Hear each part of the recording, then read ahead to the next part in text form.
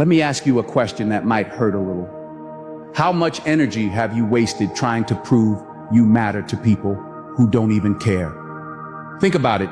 How many times have you sat there, phone in hand, drafting a post, or sitting at a table explaining your big plan, waiting for that nod of approval, waiting for that hit of dopamine that makes you feel like you've accomplished something before you've even started? We live in a world that tells you to broadcast your life. Share your wins, share your breakfast, share your grind. But let me tell you the brutal truth that nobody wants to admit. Most people talk about the work because they are terrified to actually do it. They announce their moves because the applause feels like success. But applause is not success. Applause is a drug. And every time you open your mouth to seek validation for a dream you haven't built yet, you are leaking the very power you need to build it. You see, there is a science to this failure.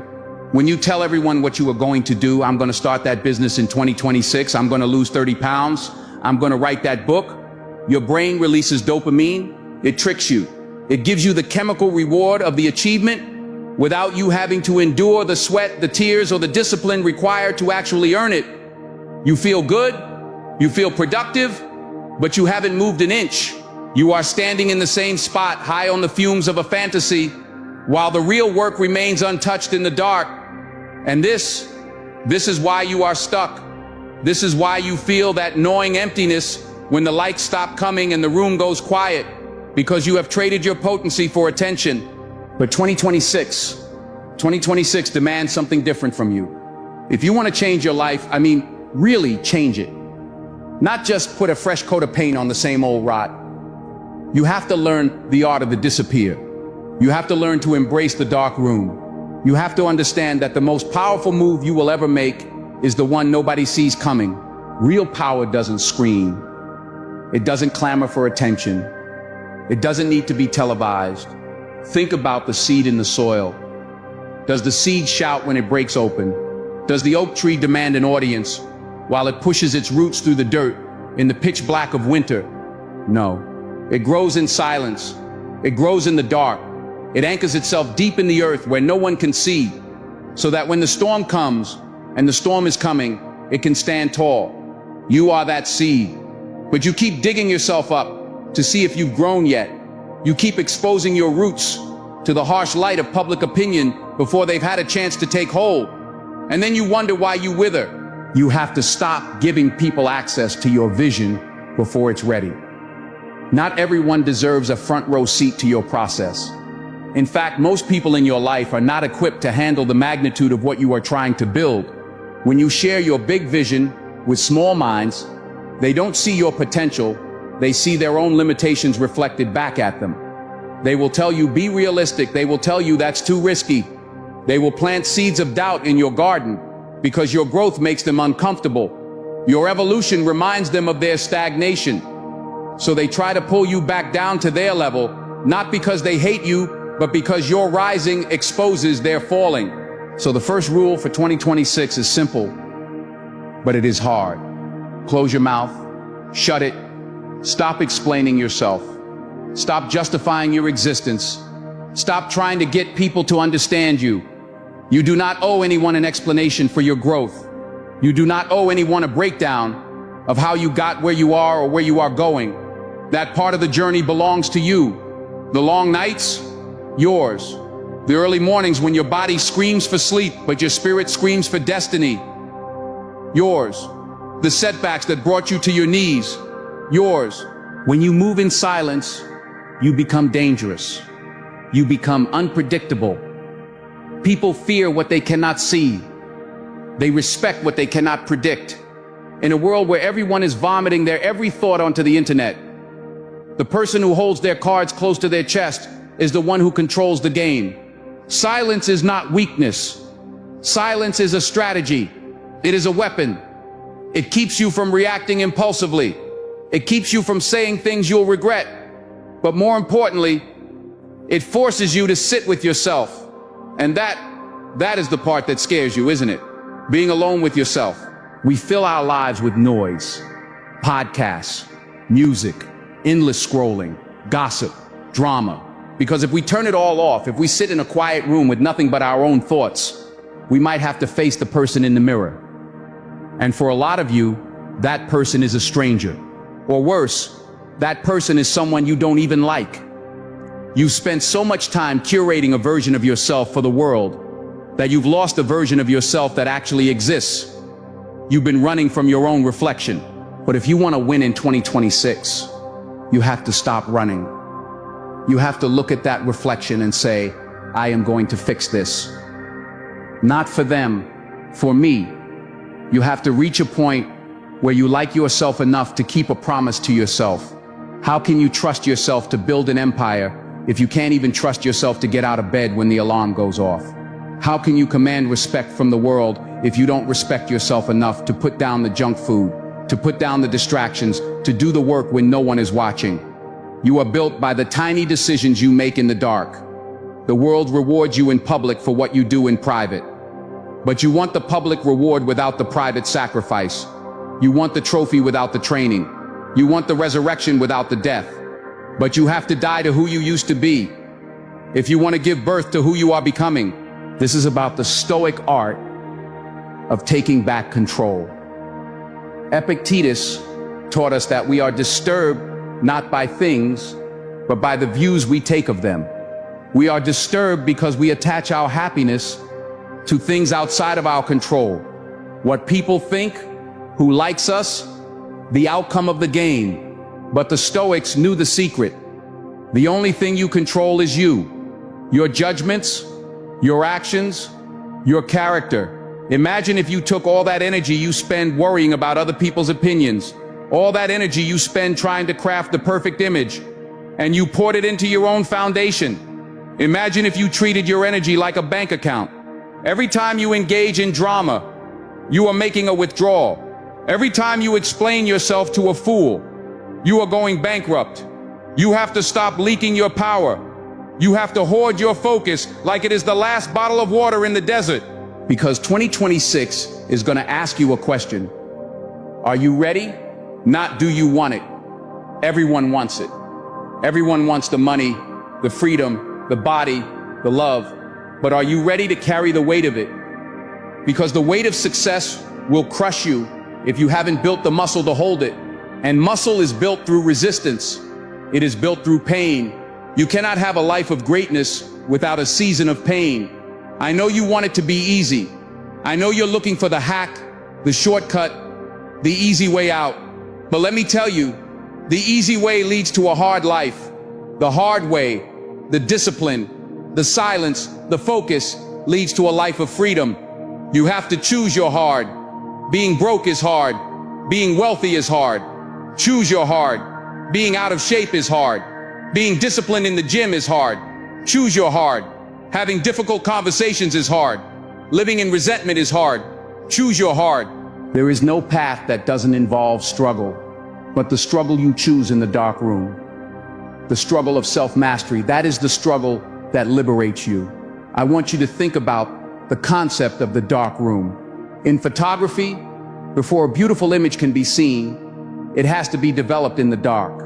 It has to sit in the chemicals. It has to undergo a process where light cannot touch it. If you expose it to light too soon, you ruin the picture. You are in the dark room right now. Maybe you feel lonely. Maybe you feel like life is burying you, but you need to shift your perspective. You are not being buried, you are being planted. This loneliness you feel, it's not abandonment, it's insulation. Life is trying to protect you while you grow. It's removing the distractions. It's removing the fake friends. It's removing the noise so that you can finally hear your own voice. Do not run from the quiet. The quiet is where the answers are. There's a quote that says, "A fool is known by his speech, and a wise man by his silence." When you are silent, you can observe. You can see the chessboard. You can see people's true intentions. When you are always talking, you are blind. You are so busy projecting that you cannot perceive. Silence gives you the upper hand. It makes you the smartest person in the room because you are the only one gathering data while everyone else is giving it away. So how do we do this? How do we step into 2026 with this new power? First, you must kill the addiction to tomorrow. Tomorrow is a liar. Tomorrow is the graveyard of dreams. You say, I'll start in January. I'll start on Monday.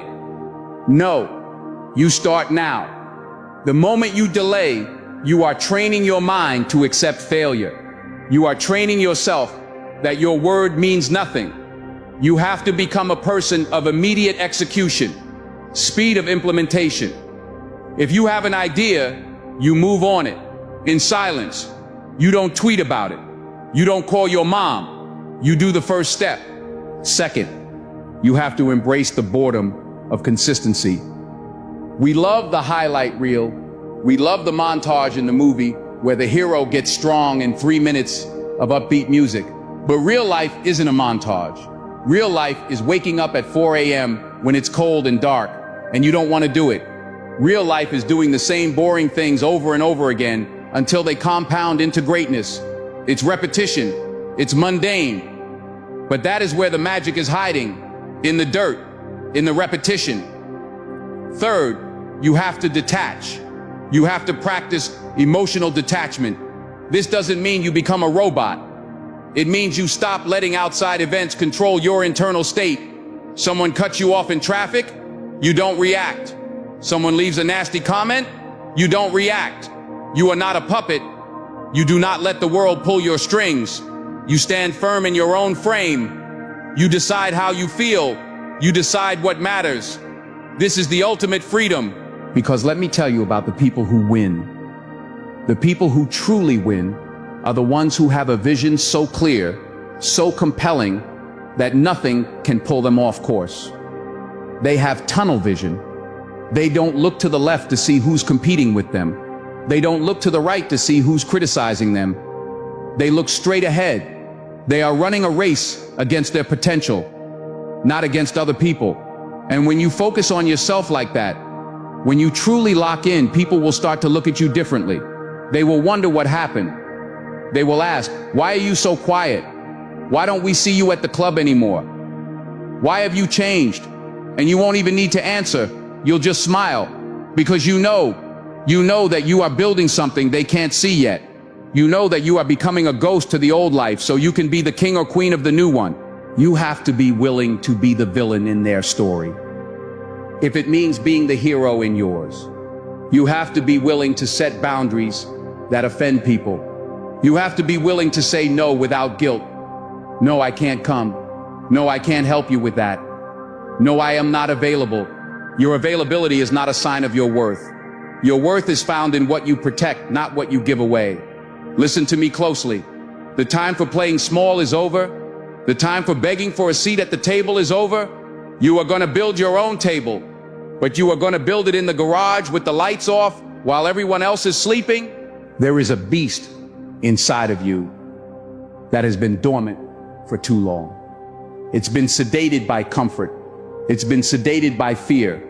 It's been sedated by the opinions of sheep. It is time to wake it up. But you don't wake it up with a shout. You wake it up with a whisper. A whisper that says, I am done with this mediocrity.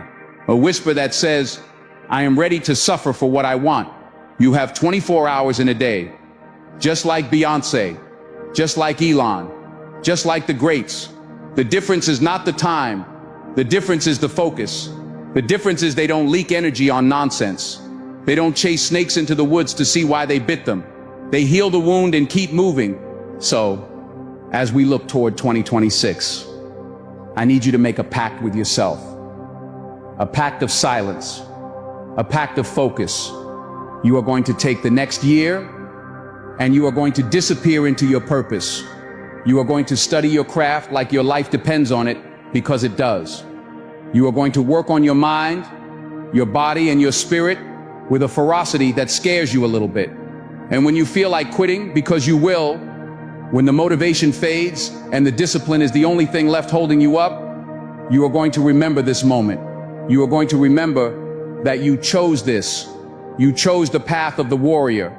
You chose the path of the lion who moves in silence. You don't need them to believe in you.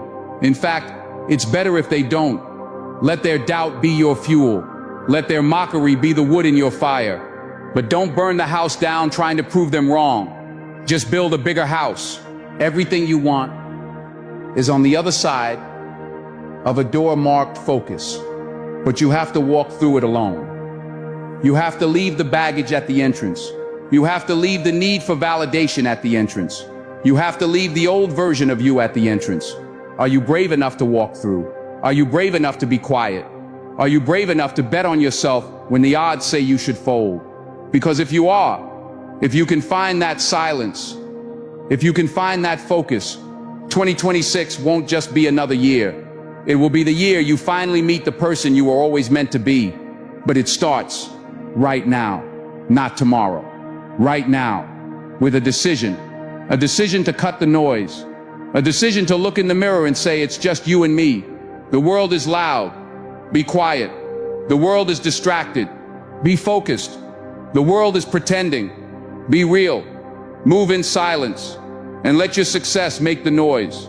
But here is where the rubber meets the road. It is one thing to say you are going to be silent. It is another thing entirely to endure the silence. Because when you stop performing for the crowd, when you stop posting every meal and every workout, when you stop texting people who drain you, the room gets very quiet. And in that quiet, you are going to feel something you might not have felt in a long time. You are going to feel the weight of your own potential staring back at you. You see, desperation repels what you desire. The more you chase something, whether it's success, love, or respect, the more it runs away from you. Think about trying to catch a butterfly. If you run after it, grasping and clawing, it flies away. It senses your chaotic energy. But if you stand still, if you focus on becoming a garden, if you focus on your own stillness, the butterfly lands on your shoulder. That is the energy you need to bring into 2026. You have to stop chasing. You have to stop begging for a seat at tables where you aren't even respected. When you stop chasing, you start attracting because you begin operating from a place of abundance instead of lack. You have to reach a point where you can look in the mirror and genuinely say, I like me, not the version of me that gets likes on Instagram, not the version of me that buys rounds of drinks to impress strangers. The real me, the one with the scars and the flaws. Dry Creek Dwayne said something that shook me. He said, I like me. I would buy me a drink. Can you say that? Because if you don't like yourself, you will always be a slave to the opinions of people who don't even like themselves. There is a terrifying statistic that says, if your dog gets sick, there is a 95% chance you will fill the prescription and give them the medicine. But if you get sick, if you go to the doctor and get a prescription for yourself, there is only about a 50% chance you will actually take it properly. Think about what that says about your self-worth. You are literally capable of caring for a pet better than you care for yourself. You would never let your dog starve, but you let your own spirit starve every single day. You let your dreams starve. You feed your body junk. You feed your mind garbage, and then you wonder why you feel sick.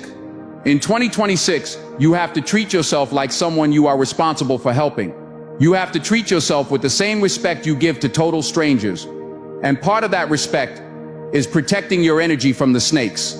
I want you to imagine you are walking through the woods and a snake bites you. What do? Do you chase the snake into the woods to kill it? Do you try to find out why it bit you? Do you scream at the snake? No. If you chase the snake, the poison circulates faster and you die. You don't chase the snake. You heal the wound. You get the medical attention you need to save yourself. But so many of you are chasing snakes. Someone disrespects you at work? That's a snake bite. You spend all week venting about it, plotting revenge, stewing in anger. You are chasing the snake. Someone leaves a nasty comment on your post? Snake bite. You spend an hour writing a reply? You are chasing the snake. A relationship ends? Snake bite. You stalk their profile to see if they are happy without you. You are chasing the snake into the deep, dark woods, and while you are chasing them, you are dying. In 2026, we do not chase snakes. We heal. We move on. We understand that revenge is a distraction. The best revenge is not destroying them. The best revenge is building yourself until they become irrelevant. It's getting to a place where you don't even care if they are watching because you are so consumed with your own elevation. This brings us back to the work, the real work, the boring work. We live in a culture that is obsessed with the outcome but allergic to the process. Everyone wants the championship ring, but nobody wants the 4 a.m. practice. Everyone wants the viral moment, but nobody wants the years of obscurity. But let me tell you about the extra 22 seconds. There was a runner who had a ritual. No matter how long the run was, whether it was 30 minutes or an hour, he would always run for exactly 22 seconds more than he planned. Why? Because that little extra, that tiny push when your body wants to stop, that is where the growth lives. You have to be willing to do the things that don't scale. You have to be willing to be the architect of systems that work without you needing to be the center of attention. The most successful people, the introverts who run the world quietly, they don't just rely on charisma, they rely on preparation. They walk into a room and they are 3 moves ahead because while everyone else was talking, they were studying. They weaponized preparation. When you are silent, you can hear things others miss. You become dangerous because you are observing. In a heated meeting, while everyone is shouting, the person who wins is usually the one who stayed quiet, took notes, read the body language, and then spoke one sentence that cut through the noise. That is the power you are building. You are turning listening into a strategic advantage. But you have to accept that this path is going to feel lonely, and that is okay. You have to reframe loneliness as solitude. Loneliness is the poverty of self. Solitude is the richness of self. Great minds, Bill Gates, Warren Buffett, Newton, they didn't just tolerate being alone. They used it as a competitive advantage. They scheduled thinking time. When was the last time you just sat and thought? No phone, no music, no podcast, just you and your brain, solving the problems of your life.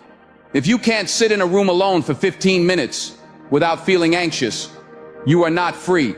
You are a slave to stimulation. You need to break that chain. You need to adopt what the Stoics called the view from above. When you feel overwhelmed, when you feel like your problems are crushing you, close your eyes and zoom out.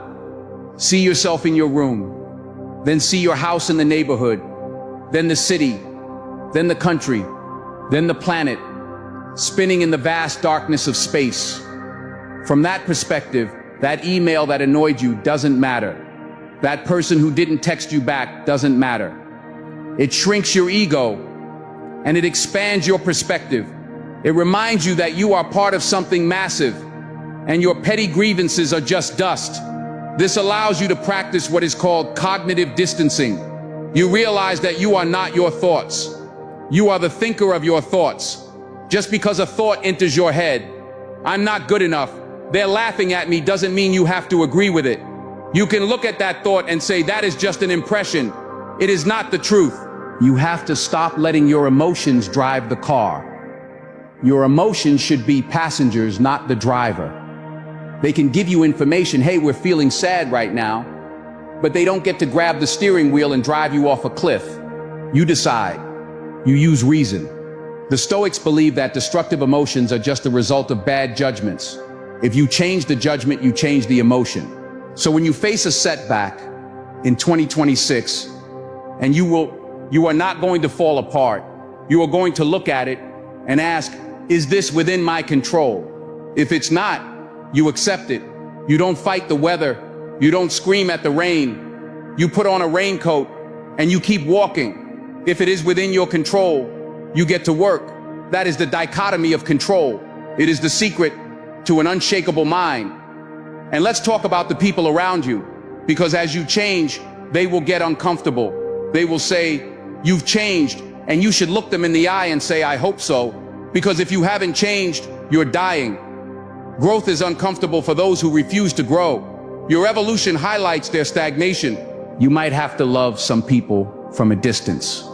You might have to realize that some people are only in your life because you are useful to them, not because they value you.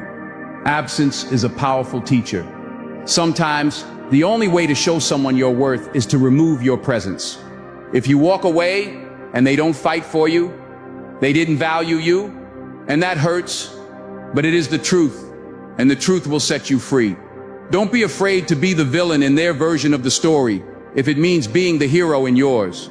You have to set boundaries. A boundary is not a wall, it is a door that you lock. You decide who gets a key, and in 2026, you are changing the locks. You are going to stop explaining yourself. Explaining is a trauma response. It's a habit from childhood when you needed to justify your existence to adults. You are grown now. You do not owe anyone an explanation for your goals, your diet, your sleep schedule, or your ambition. When you stop explaining, you take back your power. No is a complete sentence. You are going to build habits that nobody knows about. You are going to wake up early, not to post a picture of your watch, but to get a head start on the enemy, and the enemy is the old you. You are going to read books that nobody knows you are reading. You are going to build skills that nobody knows you are building. You are going to become a ghost. And I know part of you wants the credit. Part of you wants to say, look how hard I'm working. That's your ego. Kill it. The dopamine hit you get from telling people your goals actually tricks your brain into feeling like you've already achieved them. It reduces the likelihood that you will actually do the work. Keep that energy bottled up. Let the pressure build. Let that internal pressure become the fuel that drives you through the fatigue. Because there will be fatigue. There will be days when you question everything. There will be days when the dark room feels more like a prison than a sanctuary. In those moments, you have to rely on discipline, not motivation. Motivation is a feeling. Discipline is a command. Motivation says, I don't feel like it. Discipline says, do it anyway. You have to fall in love with the boredom of consistency. The compound effect is real. Small, smart choices, repeated consistently over time, equal radical difference. It's not the one heroic workout. It's the 300 workouts you did when you didn't want to. It's not the one viral video. It's the hundreds of hours of practice that made you good enough to make that video. We are talking about a total restructuring of your mind. You are going to stop being a consumer and start being a producer. Most people wake up and immediately give their brain to the world. They check texts, emails, social media. They are reacting. In 2026, you will not react. You will create. You will take the first hour of the day for yourself. You will claim your territory before the world tries to invade it. You need to understand that nobody is coming to save you. No white knight, no lottery ticket, no magic government program. It is you against you. The mirror test is the only test that matters. When you brush your teeth at night, can you look yourself in the eye and say, I gave it everything today?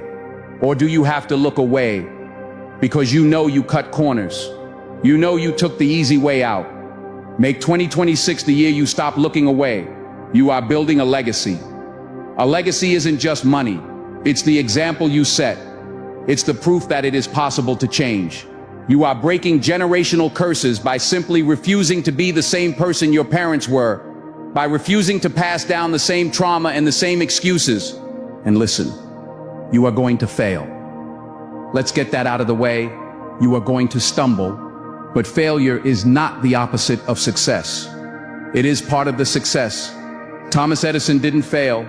He found 10,000 ways that didn't work. You have to be willing to look foolish. You have to be willing to be a beginner. The amateur practices until they get it right. The professional practices until they can't get it wrong. You are becoming a professional at your own life. This is about resilience. It's about being the person who can get hit and keep moving forward. Dry Creek Dwayne talked about how we pick up coping mechanisms from our parents, putting on a fake smile while screaming on the inside. You have to break that. You have to be real with yourself. If you are hurting, admit it, process it, don't bury it, but don't let it stop you. Use it. Pain is fuel. There is a concept called amor fati. The love of fate It means you don't just tolerate what happens to you. You love it. You embrace it. You lose your job? Good. Opportunity to find a better one? You get injured? Good.